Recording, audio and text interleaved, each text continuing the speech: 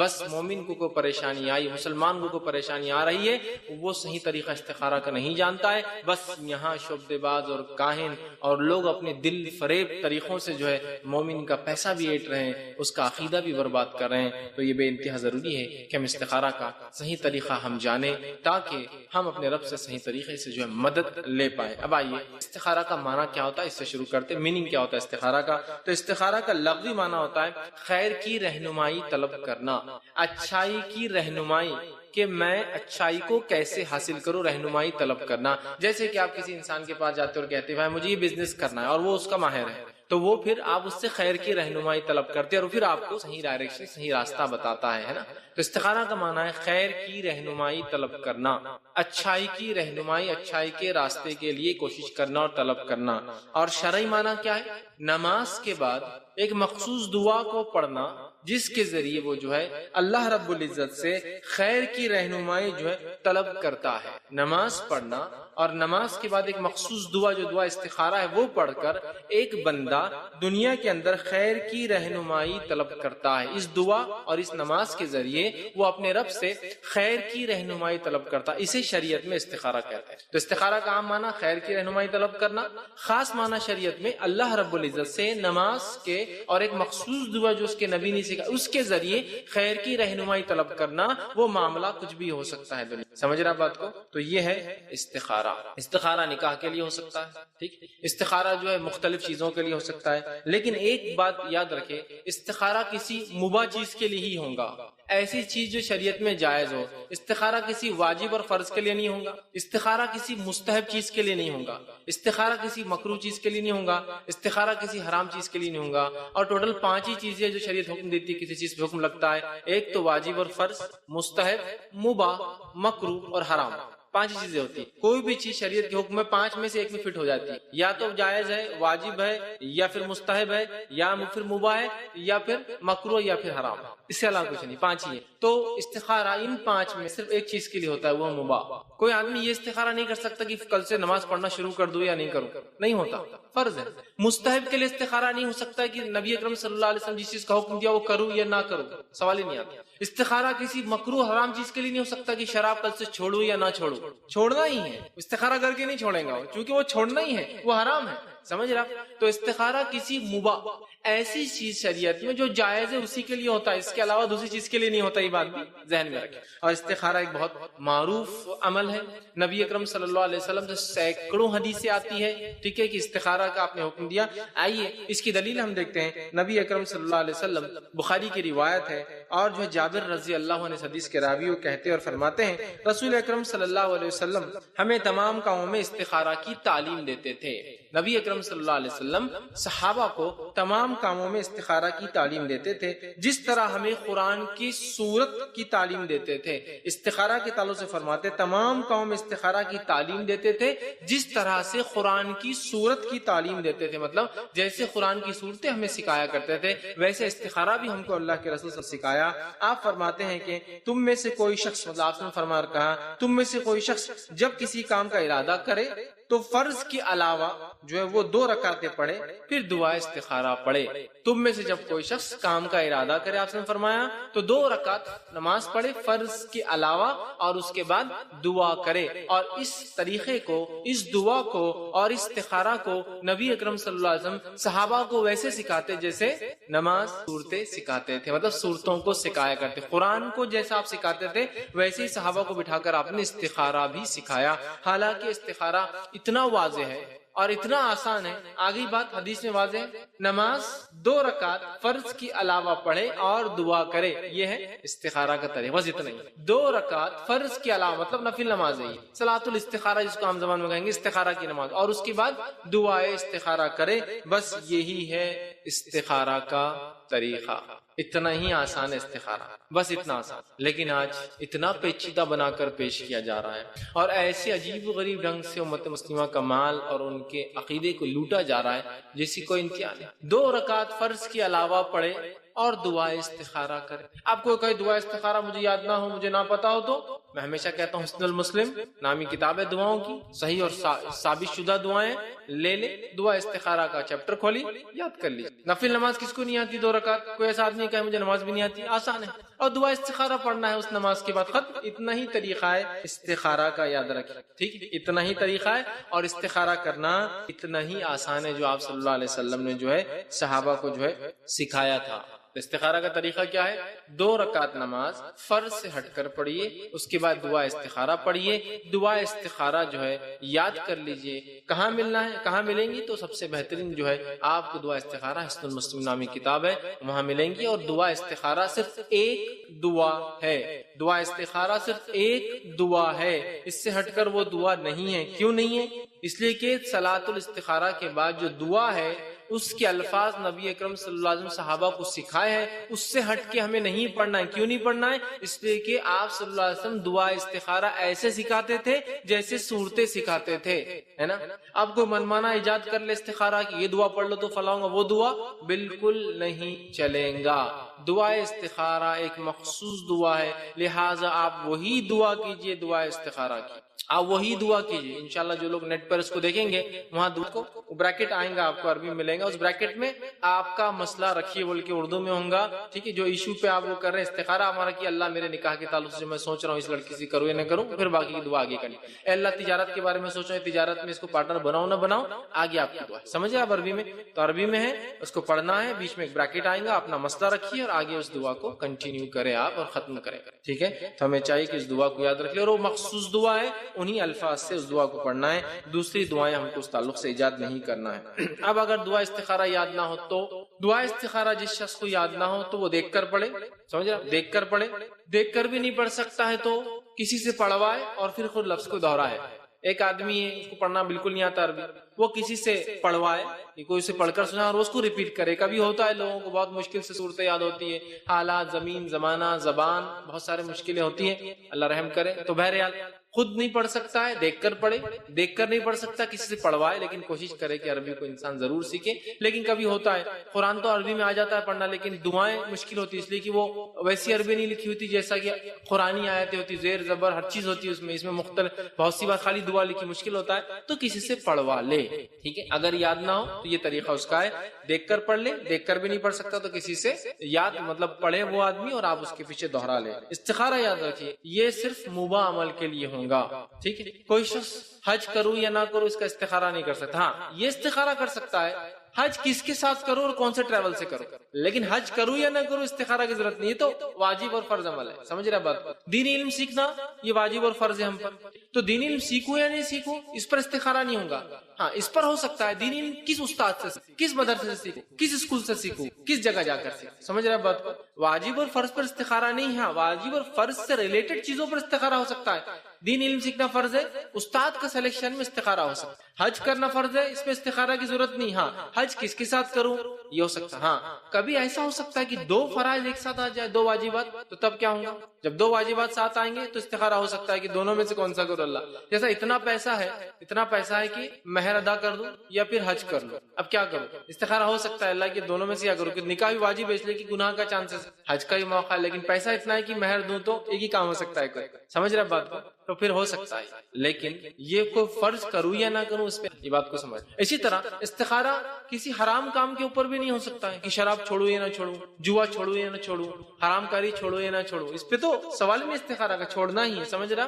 تو ایک مباح عمل، ایک جائز عمل جو دنیاوی کسی بھی کام کی چیز ہو سکتی ہے، انسان کی مفاد اس کے فائدے کی چیز ہو سکتی ہے، اس کے لیے اسی طرح جو ہے استخارہ کے تعلق سے کیا چیز ہو جو ہمارے ذہن میں ہو، تو استخارہ ایک دعا ہے، استخارہ ایک دعا ہے، جو کنڈیشنز دعا کے لیے وہ کنڈیشن استخارہ کے لیے بھی، استخارہ ایک دعا ہے تو جو کنڈیشنز شرائط دعا کے لیے ہے، قبول ہونے کے لیے، دعا قبولیت کے لیے، وہی کنڈیشن استخارہ کے لیے بھی، سمجھ رہے۔ اب میں وہ کنڈیشنز پوری نہیں رکھوں گا، کیوں؟ انشاءاللہ الحمدللہ میں نے دعا مومن کا ہتھیار اس عنوان میں پورے کنڈیشنز رکھ دی، آپ وہ عنوان نیٹ کے ذریعے دیکھ سکتے، دعا مومن کا ہتھیار، میں نے پورے شرائط رکھ دی کہ دعا قبولیت کے شرائط، دعا نہ قبول ہونے کی وجوہات، کس کی دعا قبول ہوتی ہے اور کس کی نہیں ہوتی، بہت تفصیل میں عنوان ہے، تو آپ ضرور اس عنوان کو دیکھ لیں۔ تو دعا قبول کے جو شرائط ہے وہی شرائط استخارہ کے لیے بھی ہوں گے، اس لیے کہ استخارہ بھی دعا ہے، اللہ سے آپ خیر کی رہنمائی طلب کرتے ہیں، تو لہٰذا اخلاص دل ہو، حرام کاری سے انسان بچتا ہو، فرائض کا اہتمام کرتا ہو، مضبوط الفاظ کے ساتھ اپنی دعا کرے،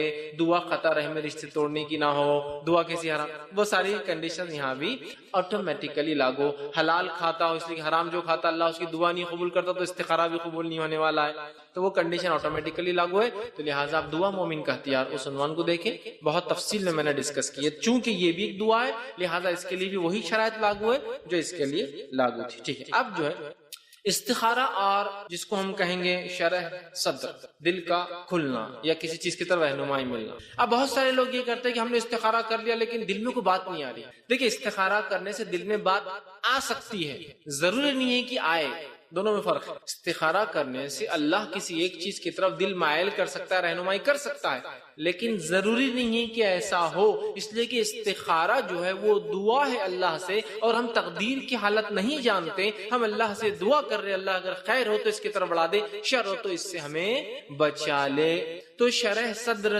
ہو سکتا ہے دل میں کوئی بات آئے یا نہ بھی آئے، لیکن جب آپ استخارہ کریں تو استخارہ کے بعد جو آپ کو بہتر لگے اس کام پر جم جائیے اور کرنا شروع کر دیجیے۔ میں کیوں کہہ رہا ہوں ارے استخارہ کی جواب ہی نہیں آ رہا، اور استخارہ کی جواب ہی نہیں آنا، جواب کیا ہونا؟ آسمان سے آواز چاہیے آپ کو، ہاں یہ کر لو، ہاں یہ مت کرو، نہیں، سمجھ رہے آپ؟ استخارہ آپ نے کر لی، اللہ سے دعائیں رہنمائی کر لی کہ اللہ تقدیر کا حال میں نہیں جانتا ہوں، میرے آخرت کے اعتبار سے، میرے معاش کے اعتبار سے، میرے آخرت کے معاش کے اور میرے دین کے اعتبار سے اگر یہ مسئلہ ٹھیک ہے تو کرا دے، اگر یہ اس میں نقصان ہے تو مجھ سے دور کر دے۔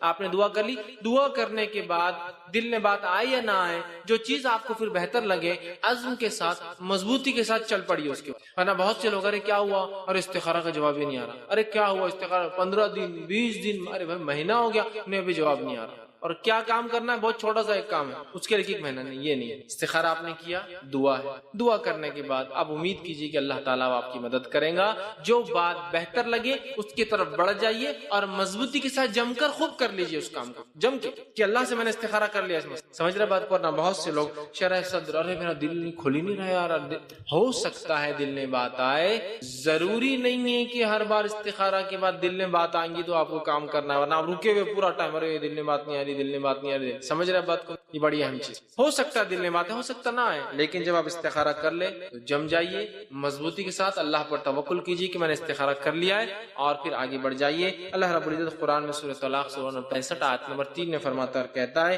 وَمَن يَتَوَكَّلْ عَلَى اللَّهِ فَهُوَ حَسْبُهُ، جو اللہ پر توکل اور بھروسہ کر لیتا اللہ اس کے لیے کافی ہو جاتا ہے۔ سمجھ رہا؟ اب آپ نے استخارہ کیا، استخارہ کرنے کے بعد آپ جم جائیے کہ اللہ میں نے استخارہ کر لیا، تو اس سے دعا کی، جمی اور مضبوطی کے ساتھ جو ارادہ رکھتے تھے، جو کام کرنا چاہتے تھے اس کو پھر مضبوطی کے ساتھ کیجیے، چاہے دل میں بات آئے یا نہ آئے، اس چیز کو آپ سمجھ لیجیے۔ اللہ رب العزت نے ایک دوسرے مقام پہ قرآن میں سورہ آل عمران سورہ نمبر 3 آیت نمبر 159 میں فرمایا کہا فَإِذَا عَزَمْتَ فَتَوَكَّلْ عَلَى اللَّهِ إِنَّ اللَّهَ يُحِبُّ الْمُتَوَكِّلِينَ، جب کسی کام کا نبی تم ارادہ کر لو تو کیا کرو؟ فَإِذَا عَزَمْتَ فَتَوَكَّلْ اللَّهِ، تو اللہ پر بھی بھروسہ کر لو، اور اللہ تعالیٰ اپنے پہ بھروسہ کرنے والوں کو، متوکلین کو پسند فرماتا ہے۔ تو جب کسی کام کا ارادہ کرے مضبوطی کے ساتھ اس کی طرف چل پڑنا بھی چاہیے، یہ بات بھی یاد رکھیے، ورنہ شرح صدر نہیں ہو رہا، دل نہیں کھل رہا، دل میں بات نہیں آ رہی، بلکہ آپ وقت لگا دیے گئے، نہیں، آپ تب استخارہ کیجئے، استخارہ کے بعد جم جائیے، جمنے کے بعد جو بہتر لگتا ہے چوائس کیجئے اس چیز کو،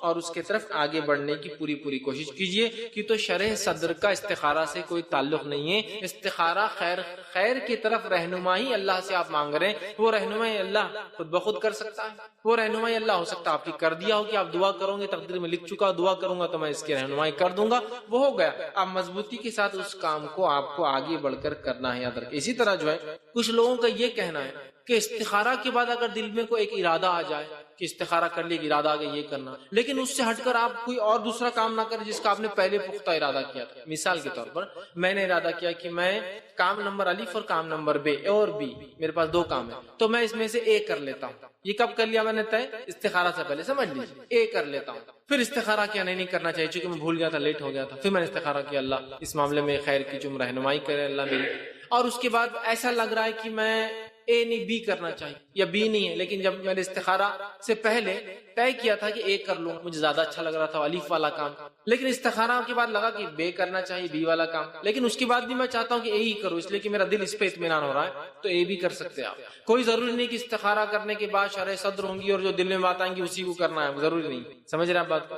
تو اگر کسی چیز کا پختہ ارادہ آپ نے پہلے سے کر رکھا ہو اس کے لیے بھی استخارہ کر کے آپ اسی کام کو کیجیے۔ اگر میں نے کسی کام کا پہلے سے پختہ ارادہ کر بھی لیا ہوں تو اس کے بعد بھی میں استخارہ کر کے وہ کام کو کر سکتا ہوں، اس لیے کہ اب اللہ کی رہنمائی میرے اس کے اندر، سمجھ رہے اس بات کو؟ تو اس بات کو آپ جو ہے ذہن میں رکھیں۔ اسی طرح جو ہے کسی دل میں ایک بات ہے، قلبی میلان ہے کہ میں ایک کام فلاں کام کروں یہ میرے لیے اچھا ہے، اور اس کے بعد بھی استخارہ میں نے کیا، تو اس کے بعد جو کام آپ کے دل میں تھا اسی کام کو آپ کر سکتے ہیں اس کے بعد بھی استخارہ کے بعد، چونکہ استخارہ دعا ہے، استخارہ کا تعلق یقیناً دل کی کھولنے سے خواب کے دکھانے سے نہیں ہے، ہو بھی سکتا ہے لیکن اس کا تعلق اس سے نہیں، ورنہ لوگ سمجھتے دل میں کوئی بات آئی کیا، کوئی خواب دیکھا کیا، دل میں کوئی بات ہے، بس دو ہی چیزیں ہمارے پاس چلتی ہے ہندوستان میں کہ دل میں کون سی بات ہے اور خواب کیا دیکھا، جبکہ نہ دل میں بات آنے سے استخارہ کا تعلق ہے نہ خواب سے، استخارہ اللہ سے مدد ہے، اے اللہ میرے لیے خیر کا راستہ تو وہ کر، جیسا ہم مختلف دعاؤں کے ذریعے کرتے اللہ، سمجھ رہے بات کو؟ تو اس چیز کو ذہن میں رکھیں۔ اب استخارہ کے مراحل کیا ہوں گے، سٹیپس کیا ہوں گے، وہ آپ کو بتا دیتا ہوں۔ پہلا کسی کام کا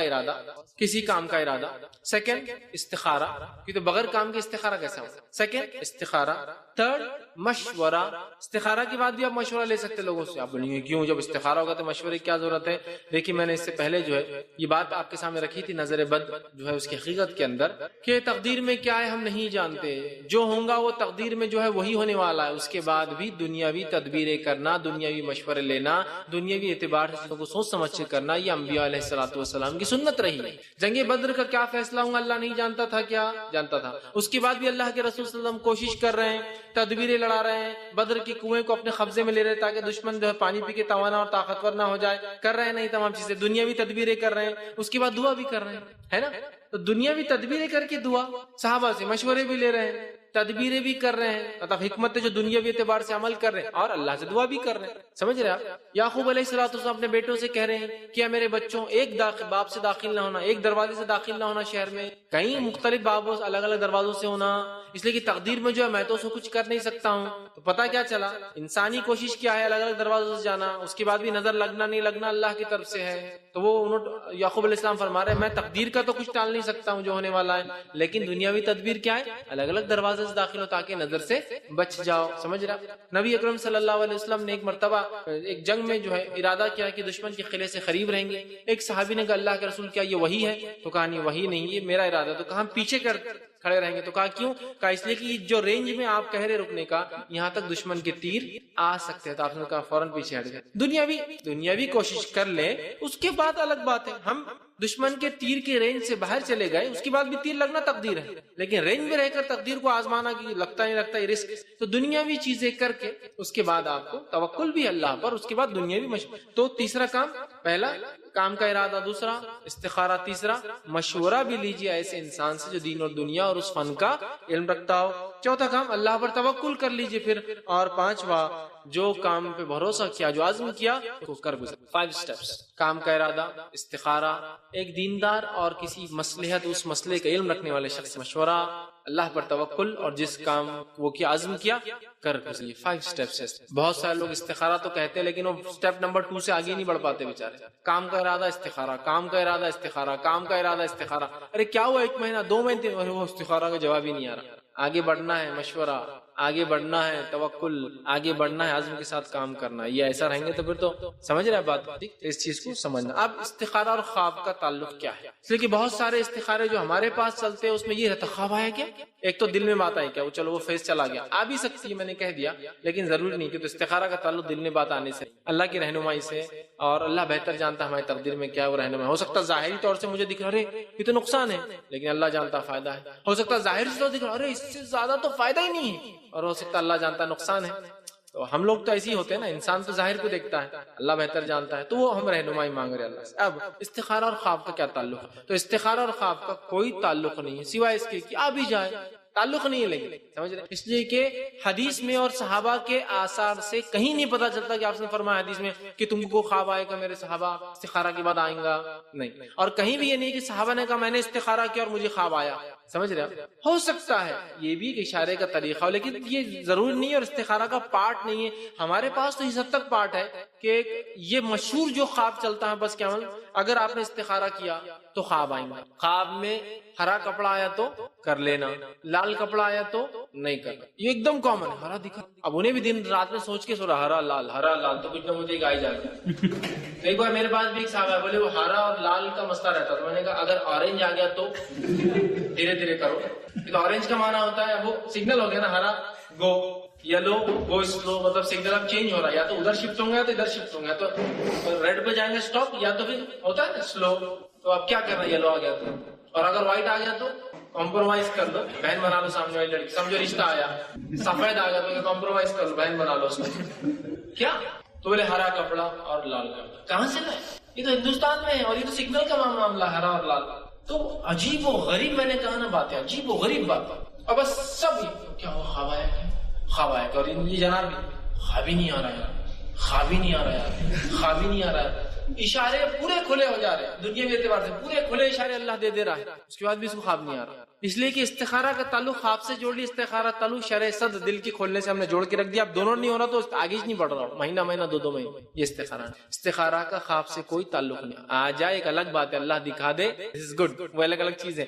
تعلق نہیں ہے اس کا، یہ بات یاد جس کے لیے ہم ویٹ کرتے نہیں، وہ خواب آنا، وہ خواب نہ آنا، خواب نہیں آ رہا، خواب میں کیا آیا، اور بس وہ چل رہا، لال آ گیا تو فلاں، ہرا آ گیا تو، یہ کامنلی لوگ کہتے ہیں، بالکل بے بنیاد اور فالتو باتیں، ہو سکتا ہے اللہ رہنمائی کر دے خواب میں، ہم انکار نہیں کرتے، لیکن ہم یہ بھی جانتے ہیں انبیاءوں کے علاوہ باقی ہم سب کے خواب سچے اور جھوٹے دونوں ہوتے ہیں۔ آپ سے ہم فرماتے ہیں خواب 3 قسم کے ہوتے ہیں، ایک رحمان کی طرف سے، اس کا بھی خواب کی خصوصیت دیکھ کر انسان خوش ہوتا ہے، دوسرا شیطان کی طرف سے، اس خواب کی خصوصیت اس کو دیکھ کر انسان ڈر جاتا ہے، تیسرا نفسیات سے، سائیکولوجی، 3 قسم کے۔ تو آپ نے فرمایا اگر رحمان کی طرف سے اچھا خواب دیکھے تو نیک لوگوں کو سنا، اچھے لوگوں کو بتائے، اپنے دوست احباب، برا خواب دیکھے تو کسی کو نہ بتائے، اس لیے کہ شیطان اس کے ذریعے ڈرانا چاہتا ہے آپ کو، ٹھیک ہے، اور وہ کچھ نہیں کر سکتا، صرف ڈرانا چاہتا ہے، اگر آپ اس کو بیان کریں گے تو ہوگا لوگوں کو آپ کے ڈر پتہ چل جائیں گے، ہے نا، حکمت ہے، تو بیان ہی نہیں کرنا ہے برے خواب۔ اور تیسرا نفسیات ہے، سائیکولوجیکل، کچھ بھی ہوتا ہے، کہیں بھی اٹھا پٹک چل رہی، کبھی اڑ رہے، کبھی گر رہے، کبھی بھاگ رہے، کچھ بھی ہوتا ہے نا، کبھی بھاگ ہی نہیں سک رہے، شیر پیچھے لگا ہوا ہے، خواب، اور خواب حقیقتوں پر مبنی نہیں ہوتے، عجیب و غریب ہوتے ہیں، اور وقت زمین زمانے کے اعتبار سے بھی آتے ہیں، وقت زمین اور زمانے کے اعتبار سے آتے ہیں، جیسا کہ کسی کو خواب آ رہا اس کے پیچھے شارک لگ گئی، انڈیا پاکستان میں ہم کسی کو بھی شارک پیچھے لگی والا خواب نہیں آتا، شیر پیچھے لگتا ہمارے، لیکن آسٹریلین کو شارک پیچھے لگتی ہے اس خواب میں، چونکہ وہاں وہ لوگ تیرنے کو جاتے ہیں، بیچز بہت زیادہ اور وہاں اکثر شارک اٹیک زیادہ ہوتے ہیں، سمجھ رہے نا بات کو، تو ان کے اعتبار سے شیر پیچھے نہیں لگتا، شارک پیچھے لگتا، سمجھ رہے، ہمارے پاس شیر پیچھے لگتا ہے اور کتے پیچھے لگتے ہیں، ہمارے ڈر الگ ہے، تو ہمارے خواب بھی الگ ہوتے ہیں۔ قدیم زمانے کے خواب، جب ٹرین ایجاد نہیں ہوئی تھی ان کے خواب میں الگ سواریاں آتی ہوں گی، آج کل ہمارے خوابوں میں ٹرین آتی، ہوائی جہاز آتے، ہے نا، کسی کے خواب میں جو اڑن تشتریاں آ رہی، کسی کے خواب میں فلاں ہو رہا ہے، تو زمین اور زمانے کے اعتبار سے خواب کی نوعیتیں بھی بدلتی، اور ہمارے بعد آنے والے لوگ اور بھی چیز، کو گوگل دیکھتا ہوں خواب میں، گوگل پہ کچھ ٹائپ کر رہا، پہلے زمانے میں لوگ کتاب پڑھتے ہوئے دیکھتے ہوں گے اپنے آپ کو کچھ چیز ڈھونڈ رہے، یہ بول رہا ہوں چارہ زمین زمانے اور حالات کے اعتبار سے خواب بدلتے ہیں، اور نفسیاتی اعتبار سے کچھ بھی ہو سکتا ہے، لیکن خواب کبھی بھی حقیقت اور مبنی نہیں ہوتے، یاد رکھیں۔ تو لہٰذا استخارہ سے خواب کا تعلق ہو سکتا ہے آ جائے، کوئی گارنٹی نہیں اور کوئی ضروری نہیں کہ خواب آئے تو یہ آپ کو کام کرے، آپ کر سکتے ہیں۔ اسی طرح ایک کام کے لیے کئی استخارہ ہو سکتے ہیں اور کئی کاموں کے لیے ایک استخارہ ہو سکتا ہے، جیسے کہ اس کے تعلق سے ایک صحیح مسلم کی ایک روایت ہے، عبداللہ بن زبیر رضی اللہ عنہ کا ایک واقعہ آتا ہے کہ ان کا ایک قول ہے کہ آپ نے جب کعبے کا ایک حصہ جل گیا تھا تو لوگوں سے کہا کہ اگر تم میں سے کسی کا گھر جل جاتا تو تم اس کی تجدید کرتے، کعبہ لکڑی کا تھا، اس کو آگ لگ گئی تو تم اس کی تجدید کرتے، لیکن تم اللہ کے گھر کے لیے ویسا نہیں کر رہے ہو، اور آپ نے فرمایا اور کہا میں 3 بار استخارہ کروں گا اور پھر اپنی رائے پختہ کر کے تمہارے سامنے لا کے رکھوں گا۔ تو اسے پتا چلا کہ عبداللہ بن زبیر رضی اللہ عنہ کہہ رہے ہیں کہ میں 3 بار استخارہ کروں گا کسی ایک مسئلے کے لیے، کعبے کی نو تعمیر، ریکنسٹرکشن کے بارے میں 3 بار، پھر اس کے بعد میں ڈیسیژن۔ تو پتا چلا ایک کام کے لیے کئی استخارہ ہو سکتے ہیں اور کئی کاموں کے لیے ایک استخارہ ہو سکتا ہے، جیسا کہ ایک رشتہ آیا، وہ لڑکی کا رشتہ ہے یا وہ لڑکے کا رشتہ ہے، وہ فلاں جگہ کماتا ہے، اس کے والد فلاں، ایک ہی ساتھ استخارہ، اللہ یہ تمام لوگ میرے لیے خیر ہے کیا؟ کر لی، ختم ہو گیا معاملہ. ٹھیک، الگ الگ نہیں کہ لڑکا خیر ہے کیا، اس کا خاندان خیر ہے کیا، اس میں فلاں ہو، ایک ہی ساتھ کر سکتے. تو کئی مسائل کے لیے ایک استخارہ، ایک مسئلے کے لیے کئی بار استخارہ. جیسے آپ کئی بار دعائیں کرتے ہیں ویسے استخارہ بھی ایک سے زیادہ جو کئی بار ہو سکتا ہے. ٹھیک، یہ بات ہوگی. اسی طرح جو ہے استخارہ کس وقت کیا جائے، یہ بڑا اہم سوال ہوتا ہے. اور ہمارے پاس تو انڈیا پاکستان میں ایک وقت خاص ہے، عشاء کی نماز کے بعد بنا کسی سے بات کیے کہ جا نماز پہ عشاء پوری پڑھنے کے بعد وتر کو ختم کرنے کے بعد 2 رکعت نفل پڑھ کر استخارہ کی دعا کر کے جا نماز پہ سو جانا. تو پھر آئیں گا رات میں آپ کو حسین خواب، اس خواب میں آپ کو بتا دیا جائے گا کہ یہ آپ کا ہیرو ہے نہیں ہے، یہ ہیروئن سوٹیبل ہے نہیں. مطلب جو بیوی، مطلب لڑکا ہے لڑکی کے لیے کر رہا ہے استخارہ کی شادی کے معاملے میں، لڑکی ہے جو اس کے لیے استخارہ ہو رہا ہے کہ وہ لڑکا درست ہے نہیں ہے، تجارت کے لیے کر رہے ہیں، تو وہاں سو جانا بغیر بات کیے. کہ بات کیے استخارہ ٹوٹ گیا، تو بیچارہ وہاں استخارہ کر رہا، بیچ میں کو آ کے بچہ ہے اور امی فلاں چیز تو استخارہ کر رہا نا امی کا. بیچارہ شوہر پریشان رہا تو بچوں کو سنبھال رہے تو بیوی نے استخارہ کی بھی نا رات میں، اب سنبھال نہیں سکتی بچوں کو. یہ ہمارے پاس کا استخارہ. یاد رکھیے استخارہ کا کوئی خاص طریقہ ثابت نہیں سوائے 2 رکعت کے بعد دعا. کوئی خاص وقت ثابت، کوئی خاص وقت ثابت نہیں. کبھی بھی جب آپ کو لگے 2 رکعت نفل پڑھیے، دعا استخارہ پڑھ لیجیے. کوئی خاص رات، کوئی خاص دن، کوئی عشاء کے بعد، کوئی فجر کے بعد، کوئی تہجد کے بعد، کچھ نہیں. ہاں، دعا کی قبولیت کے جو اوقات ہوتے ہیں ان اوقات میں میں کہوں گا مستحب ہے، پسندیدہ ہوں گا. کیوں؟ اس لیے کہ استخارہ بھی ایک دعا ہے، تو دعا قبولیت کے وقت میں کرنا زیادہ بیٹر ہے. استخارہ چونکہ ایک دعا ہے تو دعا قبولیت کے وقت میں کرنا بیٹر ہے. لیکن یہ کبھی بھی کیا جا سکتا ہے. دعا کب کب قبول ہوتی ہے، اللہ کب کب جلدی قبول کرتا ہے. ویسے دعا ہر دعا اللہ قبول کرتا ہے، لیکن کچھ وقت ایسے جہاں اللہ پسند کرتا ہے. اس میں سب سے پہلا ہے رات کا تیسرا پہر، سہ پہر، 3rd part of the night، جس کو ہم بولتے ہیں یہ سحر کا وقت جو ہوتا ہے، سب سے افضل وقت ہے استخارے کا. کیوں؟ اس لیے کہ وہ سب سے افضل وقت ہے دعا کی قبولیت کا. اس لیے کہہ رہا ہوں. تو آپ بولیں گے اب تم نے کون سے لایا، اس کی دلیل؟ کوئی دلیل نہیں. چونکہ استخارہ ایک دعا ہے، لہٰذا دعا جب قبول ہوتی ہے ان اوقات میں سو کرنا میں کہہ رہا ہوں بہتر ہوں گا، اچھا ہوں گا. تو رات کا آخری پہر، تیسرا اذان اور اقامت کے بیچ، کیونکہ یہ تو عام بات ہے کہ اذان اور اقامت کے بیچ اللہ دعا قبول کرتا. جمعے کے دن ایک خاص گھڑی ہوتی ہے، وہاں اس ٹائم بھی کر سکتے ہیں. اسی طرح بارش ہوتے وقت، کیونکہ حدیث میں بارش جب ہوتی ہے اللہ کی رحمت برستی ہے، اس وقت انسان دعا کر سکتا ہے. استخارہ بھی ایک دعا ہے. اسی طرح جو ہے روزے کی حالت میں، اسی طرح سفر کی حالت میں، اسی طرح عرفے کے دن 9 ذی الحجہ، اسی طرح جو شب قدر اس میں بھی قبول کرتا ہے نا. اور بھی کئی گھڑیاں ہیں، میں نے بس ایک گنے چنے نام کے لیے تاکہ آپ کے سامنے. تو استخارہ کبھی بھی کیا جا سکتا ہے، لیکن جن اوقات میں دعا قبول ہوتی ہے استخارہ چونکہ ایک دعا ان اوقات میں اس کو کیا جا سکتا ہے. اب استخارہ کے ممنوع اوقات کیا ہے، کب نہیں کرنا چاہیے؟ اس کے کوئی ممنوع اوقات نہیں. نہیں ظہر کے بعد نہیں کرنا، ظہر کے بعد اپن بہت بزی رہتے بزنس میں نا، دماغ الگ جگہ لگا تو استخارہ. کوئی ممنوع اوقات نہیں ہے، آپ جب چاہیں جو بیٹر ہے، ظہر کے بعد، اثر کے بعد، مغرب کے بعد، عشاء کے بعد، جب آپ کو لگے آپ کر لیجیے. اسی طرح جو کام کرنے سے کتنے پہلے استخارہ کرنا، پرائر کتنے دن پہلے کتنا. دیکھیے ہونا تو یہ چاہیے کام کی شروعات سے پہلے استخارہ کرے. پھر بھی اگر بھول گئے، جیسا مثال کے طور پہ رشتہ آ گیا، بات چیت شروع ہو گئی، اب یاد آ رہے استخارہ نہیں کر. بزنس کے لیے قدم بڑھا دیے، پھر یاد آ گئے استخارہ نہیں کی، تو آپ فوراً تبھی کر. یہ بھی ہو سکتا. ہونا تو یہ چاہیے آئیڈیل کیا ہے، پسندیدہ ہے کام کے شروعات سے. لیکن کبھی ہوتا ہے آدمی کو لگتا ہے بہت اچھی چیز ہے، اب لے لوں میں، ابھی ایڈوانس پیمنٹ کر دوں کچھ نہ کچھ، بعد میں آفر نہیں ہے نا، کر دیا استخارہ نہیں. کوئی مسئلہ، استخارہ بعد میں کر لیجیے، لیکن اب ایڈوانس پیمنٹ چیز تو لینا ہی ہے. اس لیے میں نے پہلے کلیئر کر دیا. پکا عزم کرنے کے بعد بھی استخارہ ہو سکتا ہے اسی چیز کے لیے. آفر ایسا تھا کہ باہر ملنے والا نہیں، کیچنگ تھا، استخارہ کرنے کا وقت نہیں ملا تھا، بعد میں استخارہ کر لیا. اللہ جو بھی میں نے کر دیا ہے اس میں خیر کر دے، تو یہ استخارہ کمانا ہوگا. خیر کو نما اس میں طلب کرے، اور اللہ تعالیٰ کے لیے کیا ناممکن ہے کہ وہ کسی چیز کو کر دے ہمارے لیے، کسی چیز کا فیصلہ بدل دے. بالکل کر سکتے. سمجھ رہا؟ آئیڈیل سچویشن کیا، لیکن آئیڈیل پہلے کام سے، لیکن کام شروع کرنے کے بعد بھی یہ چیزیں بہرحال ہو سکتی ہے، ڈیپینڈ. اب کام کر لیا، استخارہ کیا ہی نہیں، کر لیا، تو یاد رکھیے اللہ سے خوب دعائیں خیر مانگے، اللہ سے خوب دعائیں خیر مانگے. استخارہ بھی ایک دعا ہے، لیکن ہمارے پاس دعا تو ایک ہتھیار ہے ہی، ہمیشہ مومن کا ہتھیار ہے. تو آپ خوب خیر کی دعا کریں. اللہ اب کام کر لیا، استخارہ نہیں کیا تھا جب، تو خیر کر دے، خوب دعا کرے خیر کی. اب استخارہ میں کون سی صورتیں پڑھے، وہ 2 رکعت میں ہمارے پاس بہت مسئلہ ہے. استخارہ کی نماز کا بھی طریقہ ہے خاص ہمارے پاس، حالانکہ حدیث میں فرض سے ہٹ کر 2 رکعت پڑھ لے، یہاں خاص طریقہ ہے. پہلی رکعت میں سورہ فاتحہ کے بعد 7 بار سورہ اخلاص پڑھنا، کو بڑا 11 بار سورہ اخلاص پڑھنا، کو بڑا 21 بار سورہ اخلاص پڑھنا. ایسا کوئی خاص طریقہ طریقہ نہیں. 2 رکعت نفل جیسی پڑھتے سورہ فاتحہ کے بعد جو زمین سورہ ملانا ہے زمین سورہ ملائیے اور نماز پڑھیے, سلام پھیریے اور دعا کریں. کوئی خاص صورتیں, کوئی خاص آیتیں اس کے لیے نبی اکرم صلی اللہ علیہ وسلم نے منتخب نہیں کی. لہٰذا میں اور آپ ایسا کر کے کہ نئی بدعت دین میں ایجاد نہ کریں. لوگ بہت خاص کرتے, ایک تو رات میں پڑھتے, عشاء کے بعد پڑھتے 11 خل 21 خل 7 خل پتہ نہیں کیا کیا ہے. کوئی تو سووں میں چلے جاتے ہیں, رات بھر بس سب استخارہ ہی چل رہے. فرض نماز میں اتنا خوشی نہیں, اتنا استخارہ میں خوش رہتا ہوں. اللہ کے فرائض سب سے اہم ہے, اس کے بعد اللہ نوافل. ٹھیک ہے, تو بہرحال استخارہ کی کوئی خاص صورتیں نہیں ہیں, آپ جو بھی ہے بہرحال صورت. اسی طرح جو ہے کیا خالی استخارہ کافی, مطلب اس کی دعا کافی ہے, مطلب جو ہے استخارہ ہم کر لے بغیر دعا کے نہیں, دعا بھی کرنا, اس لیے کہ آپ نے فرمایا نماز پڑھ کے دعا کر. کیا خالی دعا پڑھ لی چلیں گے استخارہ کے؟ نہیں, نماز پڑھ کے دعا کی. نہ خالی نماز چلیں گی نہ خالی دعا, نماز پڑھ کر دعا کرنا یہی شرع استخارہ ہے. ٹھیک ہے, دونوں کرنا پڑے گا. اب استخارہ جو ہے کہ ایک دعا ہے, یاد رکھیے, اور وہی دعا ہمیں پڑھنا ہے,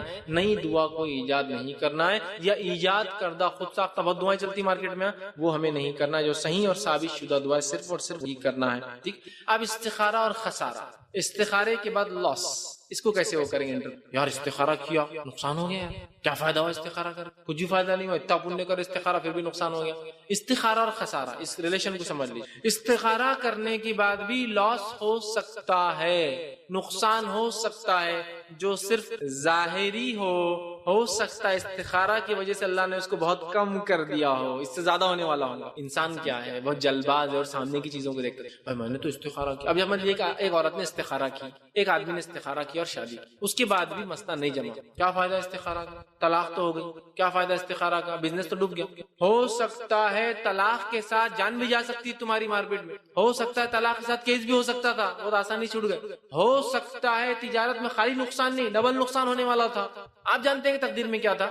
تو استخارہ کرنے کے بعد بھی ظاہری لاس ہو سکتا ہے جو دکھ رہا ہے, لیکن یہ بھی پروفٹ اور فائدے کی ہی چیز ہو سکتا ہے. اس لیے کہ ایک بزنس کو اللہ نے ڈبا دیا, تم ڈوب کے نکلے, ایک بزنس کو نئے اسکریچ شروعات سے شروع کیا اور اس میں بڑے سیٹ بن گئے تھوڑے دن. تو یہ استخارہ کا فائدہ کیا ہوا؟ اللہ نے اس میں نقصان اس لیے دیا کہ اللہ جانتا تھا دوسری تجارت زیادہ بہتر ہے تمہارے لیے. سمجھ رہے نا آپ؟ یا اس کو ایک ایکسپیرینس آپ کو دلانا چاہتا ہے, ایکسپیرینس تجربہ لے لو, یہ نقصان کا تجربہ اگلے تجارت میں جو کہ نفع بخش ہوگی اس میں کام آنے والا ہے. سمجھ رہے بات کو؟ تو استخارہ کا اگر ظاہری نتیجہ خسارے کی شکل میں نظر آ رہا ہے تو کبھی بھی آپ مایوس رنجیدہ, ارے کیا ہو گیا, کیا فائدہ استخارہ کا, یہ مت سوچئے. اس لیے کہ توکل کے منافی ہے, اللہ پر بھروسے کے الٹ کام ہے. جب آپ نے استخارہ کیا تو یقین کر لیجئے میرے رب میرے لیے صحیح فیصلہ کریں گا, ڈٹ جائیے اس کام میں, نتیجہ جو بھی نکلے ظاہری اعتبار سے. علامہ ابن قیم رحمہ اللہ جو ہے فرماتے ہیں اپنی کتاب فوائد میں, بہت اچھی بات لکھتے ہو کہ جو انسان کو ظاہری طور سے نقصان اور فائدے دکھتے ہیں, اللہ تعالیٰ ایسا کیوں کرتا ہے. بڑا اچھا قول فرماتے اور کہتے ہیں, وہ لکھتے ہیں کہ ایک بچے کا مصلحت پسند جو ہے, ایک بچے کا مصلحت پسند درد مندانہ اور شفیق باپ, ایک بچہ ہے, اس کا باپ ہے جو بہت اس کے لیے درد رکھتا ہے, کہ اس سے محبت کرتا ہے, شفیق اس کا جو ہے والد ہے باپ, جب اپنے بیٹے کے بدن کے فاسد خون کے نکلنے میں مصلحت سمجھتا ہے, فاسد خون, برا خون ہے جسم, ڈاکٹر کے پاس لے, ڈاکٹر کیا کرتا ہے, کٹ مار دیتا ہے, خون نکلتا ہے, حالانکہ نکل رہا ہے خون, لیکن باپ اس کو پسند کر رہا ہے, حالانکہ محبت کرتا ہے بیٹے سب کچھ, لیکن وہ ابھی جانتا ہے اس خون کا جسم سے نکلنا بہت زیادہ ضروری ہے, ورنہ یہ خون فاسد ہے, خراب ہے, یہ باڈی کو فائدے کے بدلے کیا کریں گے اور زیادہ نقصان پہنچائیں گے. تو لکھتے ہیں مصلحت سمجھتا ہے تو اس کے جلد اور رگوں کو کاٹتا ہے. جب اس کو لگتا ہے یہی اس کے لیے بیٹر ہے تو وہ اس کی جلد کو بھی کاٹتا ہے, رگوں کو بھی کاٹتا ہے علاج کے لیے. اس زمانے میں علاج کا طریقہ جب بے ہوشی نہیں ہوتی ڈائریکٹ لوگ علاج کرتے تھے, مطلب انسان ہوش کی حالت میں اس کو زخموں کو صاف کرتے کاٹا کرتے. تو وہ کہتا ہے ایک باپ جو بچے کو پسند کرتا ہے اس کے فائدے کے لیے اس کے جسم کو کاٹتا ہے, خون بھی نکالنے دیتا ہے, کاٹتا ہے. اگرچہ اس عمل میں بچے کو سخت تکلیف پہنچتی ہے, لیکن اگر باپ سمجھتا ہے کہ کسی عضو کا کاٹ دینے سے ہی شفا حاصل ہوتی ہے تو اس عضو کو کاٹ بھی دیتا ہے. پیر سڑ گیا اس کو توڑ دینا پڑتا تھا, نکال دیتے. تو باپ محبت کرتا ہے لیکن بچے کے بیٹر فائدے کے لیے, بیٹر فیوچر کے لیے اس اعضا کو کاٹ بھی دیتا ہے, نسوں کو بھی کاٹ دیتا ہے, پیر اعضا کو توڑ کے نکال بھی دیتا ہے. پھر آگے لکھتے ہیں حاصل ہوتی ہے تو عضو کاٹ دیتا ہے. یہ سب کچھ اپنے بیٹے کے ساتھ رحمت شفقت کی وجہ سے کرتا ہے, وہ اس سے محبت کی وجہ سے اس کے فائدے کے لیے کرتا ہے. ایسے ہی اگر ایک باپ اپنے بیٹے کی مصلحت اس کا خرچ روک لینے میں سمجھتا ہے تو خرچ روک لیتا ہے. باپ کو لگتا ہے بیٹے کو پیسہ دینا درست نہیں، وہ خرچ روک لیتا ہے، سمجھتا ہے تو وہ روک لیتا ہے، کیونکہ وہ جانتا ہے کہ خرچ دیتے رہنا اس کی خرابی اور بگاڑ کا باعث ہے. ایسے ہی ایک شفیق باپ اپنے بچے کو بہت سی خواہشات کی تکمیل سے روک دیتا ہے، صرف بچے کی مصلحت اور اس کی بھلائی کی خاطر کنجوسی کی وجہ سے. ایک باپ ہے سب کچھ ہونے کے بعد بیٹے کو پیسہ نہیں خرچ کرتا، کیوں؟ بیٹے کے فیوچر کے لیے، برائٹ کے اگر آج خرچ کروں گا بری صحبت میں پڑ جائیں گا، آج پیسہ دوں گا برا ہوں گا، وہ روک لیتا ہے. تو وہ لکھتے ہیں آگے، تو احکم الحاکمین اللہ رب العزت، ارحم الراحمین راستوں کو دکھانے والا جو ہے، عالم العالمین سب سے زیادہ علم رکھنے والا، جو اپنے بندوں پر جو ایسی ذات ہے کہ جو ماں باپ سے بھی زیادہ مہربان ہے، جب انہیں کسی ناپسندیدہ کام میں مبتلا کرتا ہے تو یہ ان کے حق میں بہتر. تو لکھ رہے ہیں جیسے باپ محبت اور مشفق ہونے کے بعد، رفیق اور دوست اور محبت کرنے کے باوجود بیٹے کا اعضا کاٹ دیتا ہے، پارٹس کو نکالنے کے لیے ضرورت وہ کر دیتا ہے، مال کو روک لیتا ہے، کیوں؟ بچے کے فائدے کے لیے. اسی طرح اللہ سبحانہ تعالیٰ بھی ماں باپ سے زیادہ محبت کرنے والا ہم سے، وہ بھی کسی مصلحت کا بھی مال روک دیتا ہے، کبھی صحت کم کر دیتا ہے، مختلف کاموں کرتا ہے، اس کے پیچھے وہ کہتے ہیں مصلحت. تو لہٰذا اگر استخارہ کے بعد بھی نقصان ہو تو کوئی بات نہیں، آپ نے اللہ سے دعا کی تھی، استخارہ کیا تھا، طلب کیا تھا، اور اس کے بعد یہی بہتر تھا آپ کے لیے. اس کو سمجھ کے جب انسان کرے تو اس کا بہت زیادہ فائدہ ہوتا ہے. اور استخارہ کرنے کے بعد جو جم جانا چاہیے، اللہ رب العزت نے اپنے نبی کو یہ بات سورہ آل عمران سورہ نمبر 3 آیت نمبر 159 کے اندر فرمائی تھی، وَشَاوِرْهُمْ فِي الْأَمْرِ، اے نبی آپ مشاورت مشورہ لیا کیجیے صحابی سے. پھر فرمایا فَإِذَا عَزَمْتَ فَتَوَكَّلْ اللَّهِ، اور جب مشورہ لے لے تو جم جائیے کسی ایک مسئلے پر، توکل کیجیے. جب آپ مشورہ لے لے تو پھر مشورہ لینے کے بعد اس مسئلے پر کیا کیجیے، آپ ڈٹ جائیے اور جم جائیے. اللہ رب العزت نے نبی اکرم صلی اللہ علیہ وسلم کو یہ حکم. تو لہٰذا ہم بھی استخارہ کریں، استخارہ کرنے کے بعد پریشان نہ ہو، جو چیز ظاہر دکھے مشورہ لے اور اس پر ڈٹ کے کرے. اب استخارہ کے دیگر طریقے کیا اور بھی طریقے، استخارہ کا جو طریقہ میں نے بتایا اس کے علاوہ کوئی صحیح اور سنت سے ثابت طریقہ نہیں ہے. استخارہ کا جو میں نے طریقہ بتایا اس سے ہٹ کر کوئی صحیح اور سنت طریقہ ثابت نہیں ہے. لہٰذا تمام بدعت استخارہ ہے. آج ہمارے سامان میں جو چند استخارہ چلتے ہیں اس میں سے پہلا کیا مانو، بدعتی استخارہ غلط. اس میں سے ایک ہے لوگ قرآن کو لیتے اور مصحف کو کھولتے ہیں، کھولنے کے بعد اگر جنت کی آیت آئے تو آیت کام کر لیتے ہیں، جہنم کی آیت آئے تو کام نہیں کرتے. اگر اچھے لوگوں کا تذکرہ آئے تو کام کر لیتے ہیں، برے لوگوں کا تذکرہ تو کام نہیں کرتے. یہ بدعتی اور غلط استخارہ ہے، اس لیے کہ قرآن کا ایسا استعمال نبی اکرم صلی اللہ علیہ وسلم نے اور صحابہ نے نہیں سکھایا. دوسرا طریقہ استخارہ کا جو ہمارے پاس چلتا ہے وہ یہ کہ کچھ لوگ جو ہے قرآن کے علاوہ بعض کتابیں انہوں نے بنا لی، ان کتابوں کو کھولتے ہیں، جو پنہ نکلے اور پنے پہ کیا لکھا ہو اس عبارت کے اعتبار سے اپنا کام طے کرنا ہے نہیں کرنا وہ طے کرتے ہیں. یہ بھی بدعتی ہے. اس طرح کچھ لوگ ہوتے ہیں جو شیخ یا پیر کے پاس جاتے ہیں اور ان سے استخارہ کی درخواست کرتے ہیں. اور پیر تو ایسے ہوتے کبھی کبھار وہ شیخ بیچارے کبھی کبھار لائیو استخارہ کر لیتے ہو. آپ ہم نے بولی شیخ فلاں بولتا ابھی ایک منٹ، جب بھی وہ استخارہ کر لیتے اور آنکھ بند ہو جاتی، جواب بھی آتا، بولتے ہاں کر لو. کہاں سے لائی؟ نبی موجود ہے جس پر وہی نازل ہوتی ہے اور وہ صحابہ سے کہہ رہا استخارہ کرو، وہی نہیں کرا.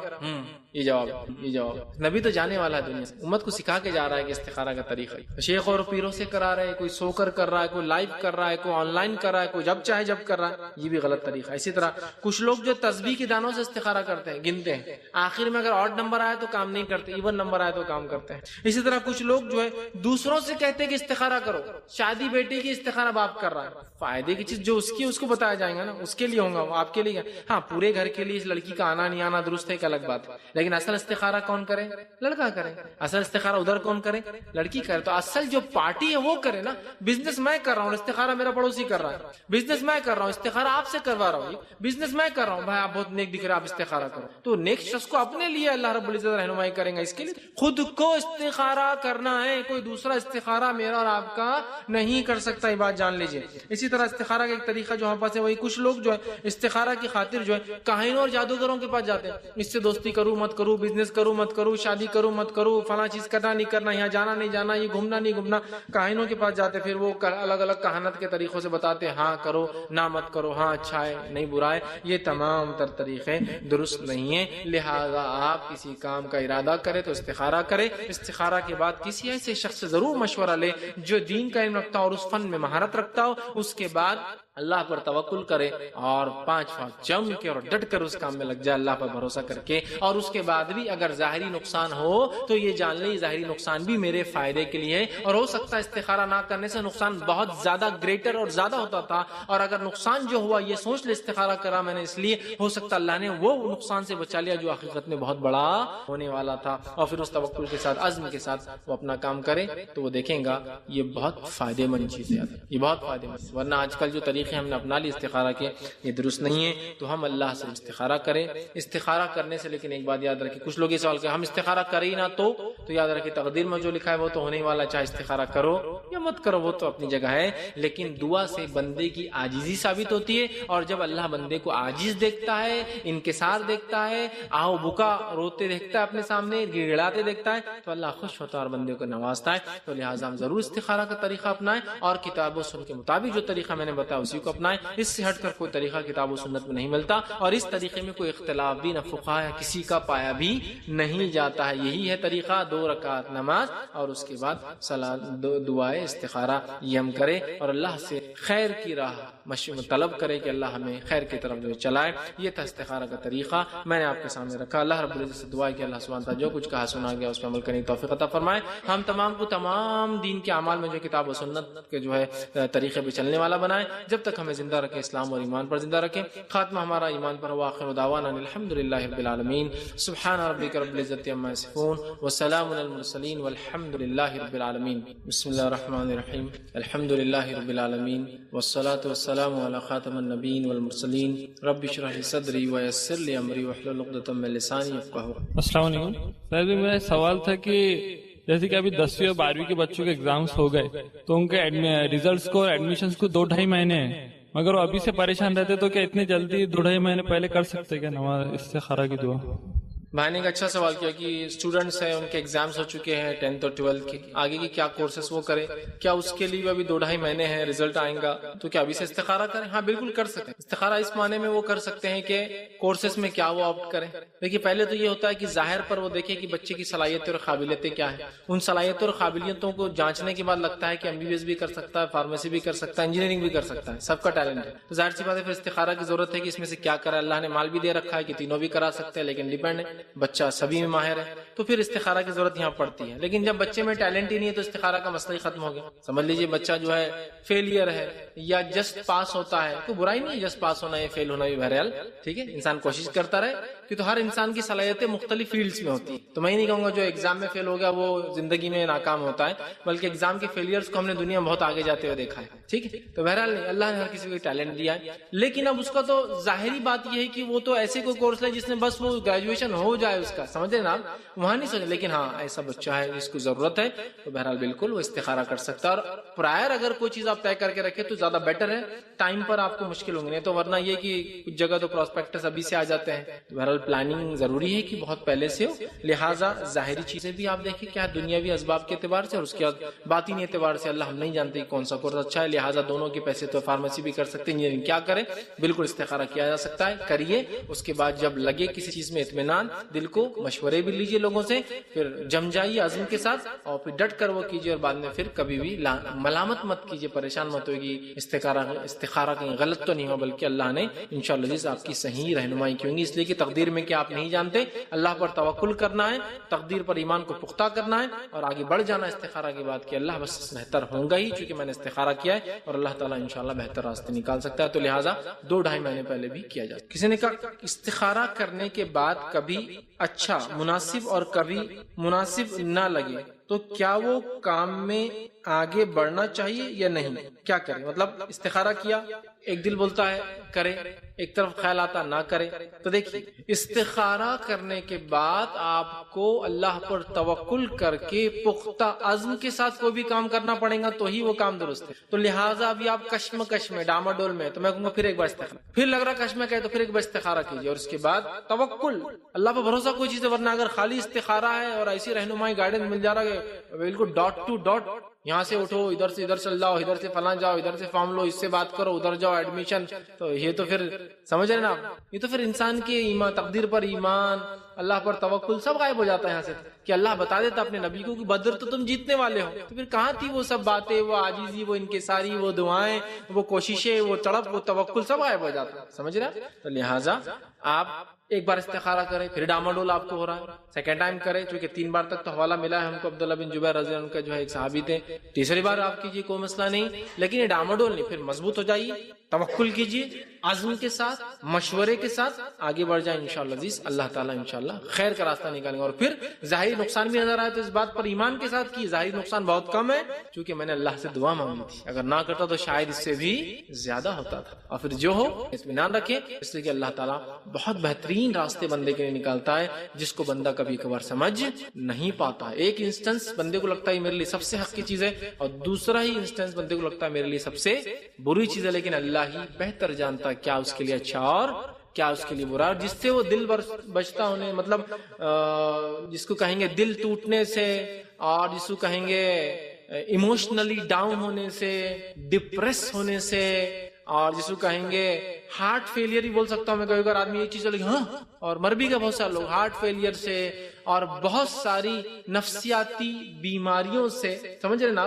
اس سے بچ جاتا ہے جب وہ اللہ پر توکل کر لیتا ہے. استخارہ کرے یا نہ کرے، اللہ پر توکل کی اہمیت بتا رہا ہوں. ایمان یہی ہے، یاد رکھیں. بہت سارے فائدے ہوتے، لیکن جب یہ نہ ہو تو پھر کیا ہوتا ہے؟ پریشان. دیکھیے ایک پریشانی تو آ گئی، وہ چیز آپ جو چاہ رہے تھے نہیں ہوئی، دوسری پریشانی بھی لاحق ہو جاتی ہے. یاد رکھیں، سمجھا، دوسری پریشانی بھی لاحق ہو جاتی ہے. تو یہ سب چیزوں کا اگر وہ کرے اور ہم اللہ پر توکل کرے تو اس میں خیر کے راستے ہم کو نظر آنے لگتے ہیں، اور خام خواہ کے ٹینشن اور پریشانی سے انسان بچ جاتا ہے. ایک واقعہ سناتا ہوں. ایک صاحب ایک بار مصر سے فلائٹ لے کر سعودی عرب جا رہے تھے. وہ ٹیچر تھے اور ان کا آخری دن تھا. وہ نکلے، ٹریفک میں پھنس گئے کائرو میں، قاہرہ میں، پھر ایئرپورٹ تک نہیں پہنچ سکے، فلائٹ مس ہو گئی، اور وہ بالکل دل جس کو کہتے ایک دم بھاری دل لے کر لوٹنے لگے کہ اب کیا فائدہ، اب تو دنیا بیکار ہو گئی، انکم چلے گئی، نوکری چلے گئی، فلاں ہو گئی یا فلاں. وہ ایک دم بھاری دل سے جو ہے واپس آنے لگے، اور ان کے لیے الٹیمیٹ لاس تھا، الٹیمیٹ لاس، سب چلا گیا. جب واپس آ رہے تھے، صحیح واقعہ، تو ریڈیو پر سنائی دیا کہ قاہرہ سے جو فلائٹ جدہ کے لیے نکلی تھی وہ کریش ہو گئی، اور پورا کرو کے ساتھ جو ہے وہ سمندر میں چلی. ابھی یہ آدمی جو سب سے زیادہ دل بھاری لے کر اٹموسٹ لاس، سب کچھ چلا گیا، غمزدہ تھا، دنیا کا سب سے خوش نصیب سمجھ رہا، اور وہ اکیلا ہی تھا جو نہیں گیا تھا، بچ گیا. یہ ہے تب. لیکن انسان وہ رکھے کہ کچھ نہ کچھ اللہ، جیسے ابن قیم الجوزی نے کہا نا کہ انسان خود اپنے بچے کے ہاتھ پیر کبھی کبھار یا رگے کاٹ دیتا ہے، خون نکالتا ہے، اعضا نکال دیتا ہے. کیوں؟ کہ خیر بہتری کے لیے. تو اللہ تو اس سے زیادہ محبت کرنے والا ہے، وہ زیادہ جانتا ہے کہ کہاں ڈالے کہاں نہ ڈالے اس بندے کو، تاکہ یہ آگے کے لیے تیار ہو، مضبوط بنے. یہ بڑی اہم چیز ہے. تو اگر آپ یہ مزاج بنا لیں تو بہت سارا فائدہ. جب یہ مزاج نہیں ہوتا پھر جزا اور فضا اور رونا اور دھونا اور پریشان، اس کو کچھ نہیں کر سکتا، اپنے آپ کو کچھ کر لو، ڈپریس جو کر سکتے وہ بھی نہیں کر پاتے، کیونکہ یو آر ڈپریس، آپ پریشان ہیں. تو یہ چیز بڑی اہم ہے، اس سے بہت زیادہ دنیاوی اور اخروی فائدے ہوتے ہیں. تو لہٰذا آپ کشمکش میں نہ رہیں، بلکہ کوئی چیز طے کر لے، اس کے بعد اللہ پر توکل کرے، اور یہ سوچ لے کہ اللہ آپ کو رائٹ ڈائریکشن میں لے جا رہا ہے. اور یہی ہے عزم کرنے کے بعد کسی چیز کو پختہ ارادے کے ساتھ کر، کہ جو بھی ہو، نتیجہ ظاہر لگ رہا ہے کہ ہار ہے، کرنا ہے، کہ تو اب پختہ ارادہ کر چکے، مشورہ ہو چکا، اس پر استخارہ ہو چکا، اس کرنا ہے. دیکھیے اللہ تعالیٰ دھیرے راستہ کھلتا چلا. جی یہ باتیں لی تھی، اور یہ 8 اصول ہم نے دیکھ لی اب تک بہترین دنیا کی زندگی کے، اور ہر نقطے میں، ہر اصول کے اندر ایک دنیا کی مصیبت یا پریشانی حل ہوتی ہے، یاد رکھیے، جب بندہ اس کو اختیار کرتا ہے. تو آئیے آج بھی 3 نکات رکھوں گا، اور انشاءاللہ جیسے ہمارا آج کا لاسٹ سیشن ہوگا اس دنیا کی بہترین زندگی کیسے حاصل کرے، یا فلاں اعمال کے دنیاوی فائدے، تقوی کے دنیاوی فائدے، صبر کے دنیاوی فائدے، ایسا بھی آپ سمجھ سکتے ہیں میرا. تو اس میں آخری 3 نکات میں آپ کے سامنے آج رکھوں گا، جس میں انشاءاللہ جو 9واں نقطہ آپ کے سامنے 9واں اصول رکھوں گا، جس کی وجہ سے ایک مومن بندہ دنیا کی بہترین زندگی پاتا اور آخرت میں کامیابی پاتا ہے. یاد رکھیے، اور یہ نقطہ خاص طور سے ان کے لیے زیادہ مفید ہے جس میں دشمن جن لوگوں پر سوار ہو، شرارت پسند لوگ آپ کے خلاف شرارتیں کر رہے ہو، یا پھر لوگ آپ کے خلاف ہتھ کنڈے چل رہے ہو، چالے چل رہے ہو، جس سے آپ خوف زدہ ہیں، آپ پریشان ہیں. تو پھر کیسے اس سے نکلے؟ چونکہ ظاہر سی بات ہے، خوف زدہ انسان دنیا کی اچھی زندگی نہیں پا سکتا ہے. ایک پریشان کن انسان کو ہم یہ نہیں کہہ سکتے کہ دنیا کی اچھی زندگی جی رہا ہے، حالانکہ اس کے پاس دولت، روپیہ، اولاد سب کچھ ہو، لیکن وہ دل سے اگر پریشان ہے، اس کو ڈر ہے دشمن کا، تو کیسے جیئیں گا؟ تو ظاہر سی بات ہے. تو یہ نقطہ یاد رکھیے، بڑا اہم نقطہ ہے کہ دنیا کی بہترین بہترین ایک اچھی زندگی حاصل کرنے کے لیے جس میں امن امان دشمن کا ڈر انسان کو نہ ہو, کسی کی چالوں سے وہ نہ ڈرتا ہو, اور وہ نقطہ یاد رکھے اللہ پر توکل. اور اسی نقطے کا تعلق انسان کے رزق سے بھی ہے. وہ دونوں باتیں انشاءاللہ, ویسے توکل کے کئی فائدے ہیں تو میں لیکن آج صرف 2 رکھوں گا کیونکہ دنیا کی اچھی زندگی ہم لے رہے ٹاپک. تو ایک امن و امان والی زندگی, اور دوسرا اچھا رزق ملے گا اگر انسان اللہ پر ویسا توکل کرے جیسا توکل کرنے کا حق ہے. اب توکل کیا ہوتا ہے؟ توکل کا معنی یہ, میں یقیناً اس کے اصطلاحی معنی نہیں دے رہا ہوں, ڈیفینیشن نہیں بلکہ سمجھانے کے لیے. توکل کا معنی یہ کہ جس ذات پر انسان اعتماد کرے اس پہ مکمل طور سے اپنا بھروسہ رکھے کہ بس وہی ذات کرنے والی ہے, ختم, یہ توکل ہے. اگر میں یہ کہتا ہوں کہ اللہ رب العزت پہ میرا توکل ہے تو مکمل طور سے میرا اعتماد یہ کہ اللہ جو چاہے وہی کرے گا, کوئی دوسرا کچھ نہیں کر سکتا. یہ ہے توکل. لیکن ایک بات توکل کے فائدے دنیا میں اس سے پہلے رکھ دو, یہ ہے کہ توکل کا بڑا بھونڈا معنی ہم میں بڑا رائج ہے, مشہور ہے. وہ کیا ہے کہ ہم اسباب کو اختیار نہ کرتے ہوئے یہ ہمیشہ کہتے ہیں ہم کو اللہ پہ توکل ہے. یہ سنت نہیں ہے. نبی اکرم صلی اللہ علیہ وسلم کے پاس ایک شخص آیا, ایک صحابی, اور کہ اللہ کے رسول میں اپنے اونٹ کو کھلا چھوڑوں یا اس کو باندھ کر رکھوں. بتاؤ, ان کے نزدیک ان کو لگا توکل کا معنی ہے کہ ان کو کھلا چھوڑ دینا اللہ پہ بھروسہ رکھ کر. جیسے کہ آج کے زمانے میں کہوں گاڑی کو چابی رکھ کے میں چھوڑ دوں کہ مسجد کے باہر یا راستے میں, اللہ پہ بھروسہ ہے میرا توکل. تو نبی اکرم صلی اللہ علیہ وسلم فرمایا نہیں, پہلے اونٹ باندھ پھر اللہ پہ توکل کر, اسباب کو اختیار کر پھر اللہ پر توکل کر. چونکہ ہمارے پاس توکل کا یہ بھونڈا معنی بہت رائج ہے, اللہ کرنے والا سب کچھ کرے گا, میں کچھ نہیں کروں گا. مطلب یہ کہ میں گھر میں لیٹ کر منہ کھول کے پڑا رہوں گا اور یہ کہوں گا کہ رزق دینا اللہ کا کام ہے, میرا توکل اللہ رزق دے گا, میرا رزق میرے منہ میں خود بخود آ جائے گا. کیسے؟ انبیاء کے ساتھ نہیں ہوا. بڑے بڑے انبیاء بازاروں میں گئے کمانے کے لیے, بلکہ قرآن میں تو کچھ انبیاء پہ الزام لگا, یہ ایسے کیسے نہیں ہو سکتا, یہ تو ہمارے ایسا کماتا دھماتا ہے.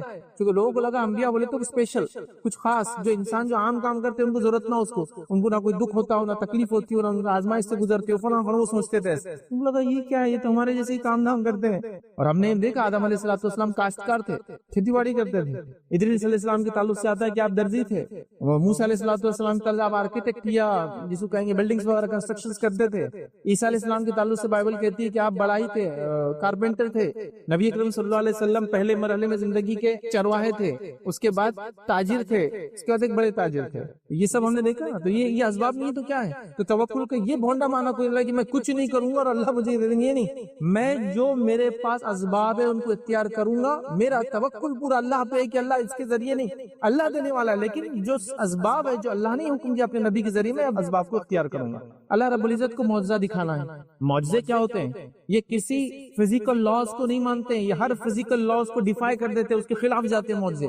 جیسے کہ ایک لکڑی کا سانپ بن جانا, ایک نان لیونگ تھنگ کا لیونگ تھنگ موجود میں آنا ناممکن ہے. یہ کسی فزیکل لا طبعی قوانین کے خلاف ہے, اس کو بولتے ہیں معجزہ. لیکن ان معجزوں کو بھی اللہ رب العزت سیدھے نہیں کرتا ہے, انبیاء سے کہتا ہے پہلے جو اسباب ہے اس کو اختیار کرو. نبی اکرم صلی اللہ علیہ وسلم ایک جنگ کے اندر ہے, آپ نے کہا کہ پانی کا پہلا جو بھی ذریعہ ملے گا, چشمہ, کوئی اس میں ہاتھ نہیں ڈالیں گے جب تک میں نہیں پہنچوں گا. اس کے بعد نبی اکرم صلی اللہ علیہ وسلم جاتے ہیں, اپنی انگلی اندر رکھتے ہیں, اور اس کے بعد سارے لوگ پانی پی لیتے. سب اسباب تھے, اتنا کر سکتے تھے. اللہ رب العزت قرآن فرماتا ہے کہ موسیٰ علیہ السلام کو حکم ہوا کہ وہ گزرنا ہے سمندر کے اندر سے, پیچھے سے فرعون آ گیا. بنی اسرائیل اللہ رحم کرے کوس رہے ہیں کہ کیا تھے وہاں اچھے تھے, یہ تو اب تو ختم ہی ہو گیا, پیچھے لشکر ہے, سامنے سمندر ہے. اللہ رب العزت کیا فرماتا ہے, اپنے عصا کو موسیٰ پانی پہ مارو. میرا یہ سوال ہے, پانی پہ عصا کیا, پانی پہ دنیا کا سب سے بڑا جھاڑ لے کے JCB سے بھی مارے تو پانی دو حصوں میں تبدیل نہیں ہوتا ہے. لیکن یہ اسباب تھے جو موسیٰ اختیار کر سکتے, تو کہا موسیٰ پانی پہ اپنا عصا مارو, تو سمندر 2 حصوں میں تبدیل ہوا. اللہ چاہتا تو کیا سمندر کو 2 حصوں میں تبدیل نہیں کر سکتا تھا یوں ہی, لیکن اللہ نے کہا جو سبب تمہارے پاس ہے پہلے اختیار کرو, نتیجہ اللہ کے ہاتھ میں. تو توکل کا یہ معنی کوئی نہ لے میں کچھ نہیں کروں گا اللہ دینے والا, یہ معنی ہے ہی نہیں, کسی نے نہیں لیا یہ معنی, انبیاء نے بھی یہ معنی نہیں لیا. تو لہٰذا یہ بڑا بھونڈا معنی ہے, جس کے نتیجے میں پھر کیا ہو رہا ہے, دشمن سے کون بچائیں گا, اللہ پہ توکل. ارے ہاں اچھی بات ہے, کوشش ہاں کر رہا نا میں دعا, دشمن کے ہتھیار میں کیڑے پڑ جائیں, ہتھیار میں کیڑے پڑ دیں گے, پاگل بات ہے. تو یہ چل رہا ہے توکل ہمارے پاس, یہ معنی نہیں تھا. نبی اکرم صلی اللہ علیہ وسلم زندگی اس کی الٹ ہے پوری, یاد رکھ. بہرحال خیر ابھی موقع نہیں کہ پورا توکل پہ ہم ڈسکشن کریں.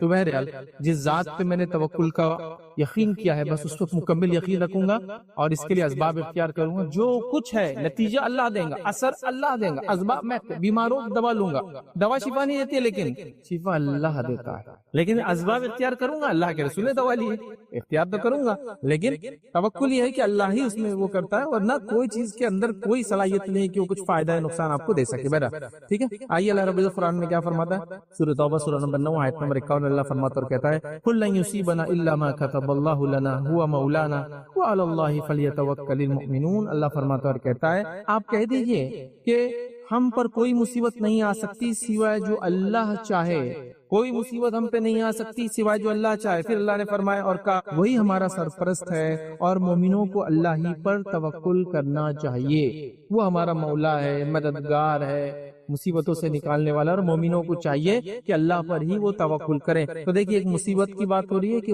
ساری مصیبتیں اللہ کی طرف سے آتی ہے، تو فوراً کہا پھر اللہ پر انسان توکل کرے. تو اسی لیے میں نے کہا کہ کوئی تکلیف ہے، دشمن کا ڈر ہے، کوئی مصیبت ہے، تو ٹالنے کا طریقہ یہ کہ اللہ پر توکل بندہ اختیار کرے جیسا توکل کرنے کا اس کا حق ہے. تو اللہ تعالیٰ ان مصیبتوں کو آپ سے ٹال دیتا. اللہ نے کہا مومنوں کو چاہیے کہ وہ اللہ پر ہی توکل کرے. تو لہٰذا کوئی مصیبت، کوئی دکھ، کوئی تکلیف، کوئی دشمن میرے خلاف چل نہیں سکتا جب تک کہ اللہ رب العزت نہ چاہے، وہ اللہ کی طرف سے نہ ہو، اور میں اللہ پر توکل کروں اور اپنے اسباب کو اختیار کرتے ہوئے زندگی میں، دنیا میں آگے بڑھوں تاکہ اس آزمائش سے نکلوں. یہ بات بھی آپ سمجھ لیں، کوئی آزمائش اگر اللہ کی طرف سے بھی ہو تو اس کو ہٹانا ہمارے لیے ضروری ہے. آپ یہ نہیں کہہ سکتے کہ میں اس میں چلتا جاؤں گا. جیسا کہ اللہ کی طرف سے بیماری آزمائش ہے، لیکن مومن نہ کہنے میں بیمار کنٹینیو رہوں گا اس لیے کہ آزمائش اللہ کی میں کیسے ہٹا سکتا ہوں؟ نہیں، اس کے خلاف کام کرتے رہنا. جو چیز آپ کو نقصان دیتی ہے یہ سنت ہے، چاہے وہ آزمائش کی. یہ اہم چیز یاد رکھیں، اس کو سمجھنا چاہیے.